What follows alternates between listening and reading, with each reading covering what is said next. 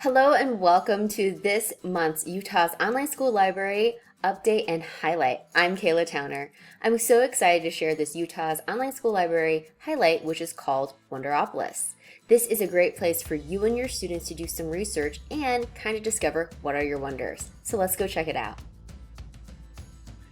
Here at Utah's Online School Library, we're going to check out the elementary database. Once we get in, we're going to click on General Resources, find Thinkfinity, and then find Wonderopolis. Right away, there is a search engine we can click on, or we can see a wonder right in the front. I'm going to scroll down and click on What is a Hedgehog? Scroll down again, and I'm going to click on Find It Out. Once we get in, we can see there's an immersive reader, there's comments, and you can print the article. There's also a little video and some cutest little pictures of hedgehogs here. Also within the article, there are some words that you can check out and take a quiz over them. You also can take a little test your knowledge at the end of the article. This article standards align, and there's some extension activities you could do with your students. So if I were you, check out Wonderopolis. Thank you for joining us today in watching our Utah's Online School Library Update and Highlight. Wonderopolis is a great tool for you and your students to check out your wonders in any content area.